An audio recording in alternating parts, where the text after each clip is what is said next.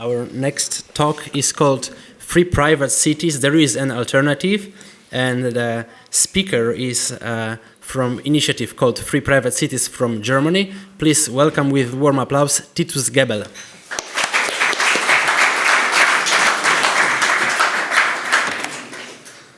Thank you very much. My name is Titus Gebel, and I live in Monaco, despite being a German, and I've worked now for the last 4 years on making something happen, which is taking up some elements that we have heard today. First is people probably don't change. And how do we get along with that from the first speech? And the second is, how do we dissolve structures to avoid these propaganda wars? And I think there's an alternative, it's called Free Private Cities. It sounds radical, but it's basically only a collection of existing tools that have been around, and you're just transforming or transferring those to what I call the market of living together. And since we are all in favor of free markets, that could be something for you. So first we have to understand the problem, why it's necessary to create something as an alternative if we want to continue to live the way we are. I think this cartoon is telling the whole story, right? Why did you guys steal my bike? We didn't steal it, we formed a democracy. Being the majority, we declare it law that we own your bike. This is the problem, and it's not only related to bikes. It's related to everything. And now you would say, hey, stop, that's not true, because the Constitution is protecting my property rights. Well, what would the guy to the right say to that? He would say, being the 2/3 majority, we just changed the Constitution. And we send our judges into the Constitutional Court, by the way. So I think I don't have to tell you more. That's the problem, and it is a problem that is so massive that it is the reason for most of the struggles that we are experiencing in today's Western societies. Now, who's this guy? This is Jean-Jacques Rousseau. I admit that he is a dubious figure, but it's not the discussion now. The discussion is that he is normally used by the mainstream as proof and of the general concept of a social contract. And the concept of a social contract has been elaborated by other thinkers as well, and that's what current justification of our societies is. It says, well, we have all agreed that government or a ruler or majority should rule us in order to keep a peace, and they should make all the rules. Well, that's not true, because even Jean-Jacques Rousseau said, and they never tell you that. So if you want to look it up, it's on page 16 of his Contrat Social. He says, even majority rule is subject to prior agreement and requires initial consent of every single person. So how many societies do we have where this is fulfilled? Zero. Zero. And that leads to that problem, okay? So it's like I say, okay, this half of the audience is a little bit more than those. Now we agree by majority vote that you guys should give us $1,000 each. That's the problem, okay? And that is why in this case, he is wrong. He's right. He's absolutely right. And everything that we know about contract, I'm a lawyer by education, is that it needs mutual consent, right? You and we should all agree, okay, from now on, we are subject to majority rule, whatever the majority decides. I would leave the room because I'm not going to agree to that. But if we would, then you couldn't complain. Well, no, you couldn't complain that we would take away your money because you agreed in advance, okay? But nobody did that. So, and therefore, Barbara Colm said we should have academic dispute. Okay, let's start with that. I think democracy is not the end of history for this very problem. Let us just go through that. First, it starts with one, right? That is from the first speech. People have always been like that, right? If you get something for free, you take it, right? Because it's less effort. And that makes sense, right? To take things for less effort. People want to increase their standard of living. The easiest way to do this, and has always been, is to take it away from others. Now, people today, because they are tame and not violent, they are not really wanting to grab their neighbor's money or walk into a shop and just take things. So instead, they turn to the state because the state is the only institution that is allowed to take away the fruits of others' labors unpunished. Now we're coming to number 4, and that is where all of you, if you are politically active, are dropping out of the game. All libertarians, all classical liberal parties are dropping out at number 4 because politicians have to serve those wishes. They have to promise free lunch or they get voted out of office sooner or later, even in formerly classical liberal countries like the UK, Switzerland, Germany, 1871, 33% classical liberals, right? Now 5%, and they're not even classical liberals. So that's how the societies develop, because people want free lunch. Now, if you are a libertarian candidate, what is your message? Vote for me, I do nothing for you. Well, not really convincing, and that's the reason why we are all dropping out here, okay? And then it continues. More and more social groups discover this mechanism, so they run to the state and say, I want money, I want free lunch, I want whatever advantages. And the state becomes the main source of raising the standard of living, not production. Fewer people end up working in the productive sector, of course, right? And then fights over distribution intensifies and public debt grows. You can just check in your head where your particular country is standing at the moment. And then eventually the state runs out of money, resulting in radical reforms. Yes, there might be radical reforms or systemic changes. A Ludwig Erhard might come up. 20 years later, starting from 1. Okay, so you might disagree with all that, but I have been for 30 years in politics, and I say that's how people are, and that's why we are not coming up. We are here, and sometimes at 9. We stay there until here, and then we get out of power. Okay, what to do about that now? Let's just say, okay, we are free market people. Well, living together is a market as well. Politics is a market as well. It's the biggest market of all. Governance is the world's largest industry. It's bigger than manufacturing, energy, health, finance. It's accounting for about 30% of global spending. Wow, that is a big market, isn't it? But it's highly concentrated and inefficient. So 5% control 80% of the markets. These are the big countries, of course. And here's the thing, 90% lose money every year. And 80% of the population are dissatisfied how their nation is governed. Now, hey, wait a minute. There's a market where 90% are losing money and 80% of the customers are dissatisfied? This should be an opportunity. There must be a business opportunity. As an entrepreneur, I've been an entrepreneur for many years in mining and oil and gas industry. I would say this is a market. Well, Patrick Friedman said it is a market, but it's very, very difficult to get into that market, right? Because you have to win an election. We know it's difficult. Or make a secession or revolution. Wow, that's probably too difficult. That's probably a reason why it is like it is. But now here's a solution, or at least a proposal. It's called a free private city. In a free private city, a private company protects your life, liberty, and property for a fixed amount. You know what you have to pay for that. And it's written down not in a social contract, in a real contract. And all your rights and duties. And for example, we are subscribing to a civil law system of Germany, Switzerland, or common law, British common law. And have a look at the contract. If you like it, you sign, and if not, you stay away. It's 100% voluntary. You can vote with your feet.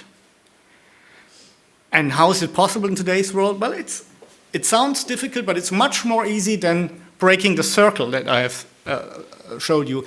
It's basically creating a special economic zone plus a special administrative zone would be the better technical term, because we are asking host nations that we have internal autonomy. We would still be subject to another country, but it's a relationship is like China, Hong Kong, China, Macau, right? So they have internal. There's a problem. I wouldn't choose China as a host nation, but just to make it clear, what is the mechanism, right? So Hong Kong has an own government, own rulemaking body, which you wouldn't have, but they have own parliament, own currency, own courts, and an own legal system based on British common law. So this is comparable to a free private city scenario. If we would go to a country and say, look, what we are bringing is jobs, investments, and but we need something from your side, which is internal autonomy. Now, if you think this is totally utopian, it's not. There's already a country that had changed their constitution to make it happen. This is Honduras in Central America. And I hope that other countries will follow. My company is already in negotiations with 2 other governments. Of course, in the beginning, these are more, I would say, developing countries, countries with some issues, because they have to do something. But this is the name of the game, right? So we cannot always get the pure model, so we negotiate whatever is doable, because this is an evolutionary process. And you might say, yeah, it's a good idea, but I don't like these rules. I want to have other rules. And that's not a problem. I'm not telling you this is the perfect way of living together. I just say this is my product, because we free market, we freedom-loving people, we don't have a product at the moment. So I'm offering this for us, for you. But other people might prefer more religious-oriented entities, or even communism is not a problem, as long as participation is voluntary. That is a big difference. And of course, it doesn't work with that, right? But we would work. So why is this so much different, and why is it so much better? Well, first of all, the incentive structure is totally different from what we have today in politics. First, the operator has skin in the game. So if I, as a city operator, mistreat you, you would just go away and others wouldn't come. Okay, first. And if you go away, I go insolvent. I have a real incentive to treat you well. And not to waste resources, right? In normal politics, politicians, the worst thing that can happen to a politician, the very worst thing in the Western world is that he or she is voted out of power with a full pension. That is the very worst thing that can happen. So what incentive is this giving to him or her to make good decisions, long-term good decisions? Zero, right? You better spend money to be popular. And that is not possible here. Of course, the city manager could try to do that, but I, as an owner or the CEO of the company, would say, hey, don't do that, we're losing money, and we are losing customers. And now the third thing, that is the very important thing when it comes to avoiding propaganda wars and redistribution and welfare state. There is no forum for people to impose their will upon others. Why not? Because every single one of you has a bilateral contract with me. And you cannot interfere into that contract. Right? So this is a much better protection as a constitution, because everybody has their own legal position. And you can write into the contract, well, you have all these natural rights, protected rights, and whatever. And then let's assume people would say, hey, let's form a council, and 90% agree, and we are all friends, and let's build a swimming pool. Then you would say, wait a minute, I haven't agreed to that council, and my contract with the city operator doesn't say I have to pay for a swimming pool. You pay for your swimming pool by yourself. I'm happy to pay a higher entrance fee, but I'm not going to pay. And now he can back to me and say, these people want me to pay. I say, I'll protect you. Okay? So different products instead of political enemies. If you don't like my model, you form an own model. Then you have a variety of things, because I believe people are different, and we might prefer classical liberal minimal state by a private company. Other people want something else. I have no problem with that, as long as participation remains voluntary. I know there are 1,000 questions about that concept. Have a look either at my book, it's available on Amazon and other channels, or have a look at a website. There's also a newsletter where we are discussing what happened in the last 3 months on the front. And, but still, I'm happy if I have 1 minute left to answer some questions. You can also approach me during the conference. I will be here. Thank you very much.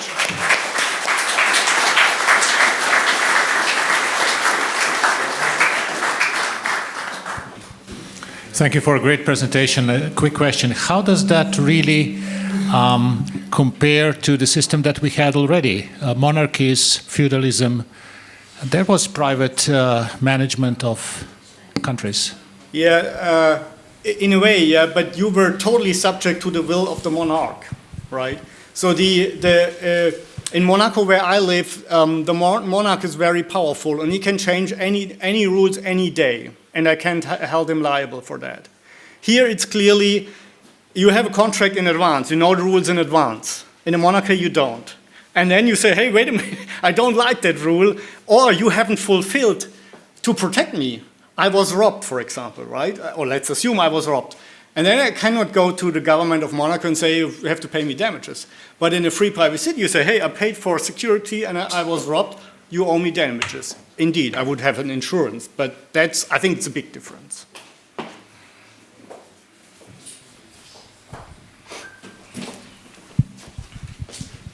I mean, you stated that, yes, you have especially with the previous question, yes, you have a contract, but in the end, a contract isn't much if you are the private city, you own the private police, and the law enforcement, and in many countries and states, the law enforcement is the monopoly of force. If you own that, and I say, hey, that isn't in the contract, you say, yes, it is, and this policeman with the baton says it is, so do what I say. No, justified question. So there's what I'm offering you is independent courts and arbitration. You can also decide on all kinds of stuff. But if we have a dispute, you and I, because of the contract, right? You were arrested and you say that wasn't justified because there are police rules of behavior and that wasn't justified.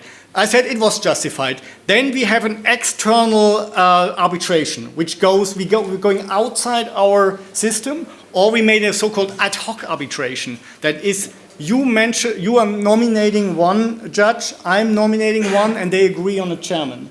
And then I will, of course I could say I'm disregarding this decision, but then I'm going out of business, right? And that is basically also the case in Monaco. Despite the power that the prince has, he's abstaining from total ridiculous things, because he knows that then we would just move away. So you would have these two, I think competition is the only method of disempowerment that humanity has discovered yet. But still you would have a legal claim against me, and it would be by a neutral outside arbitration. That's the best I can offer. It's not a perfect world.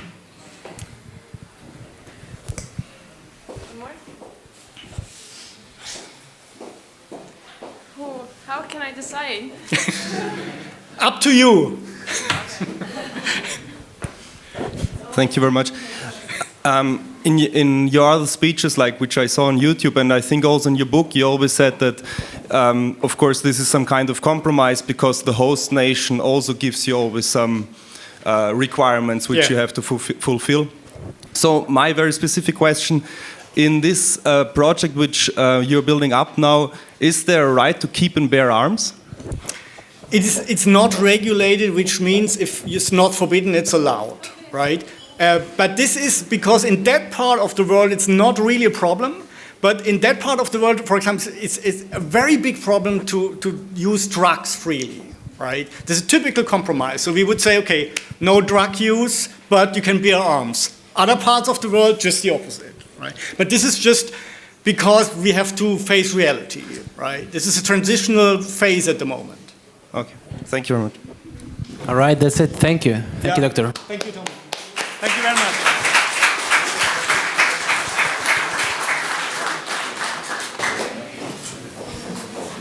All right.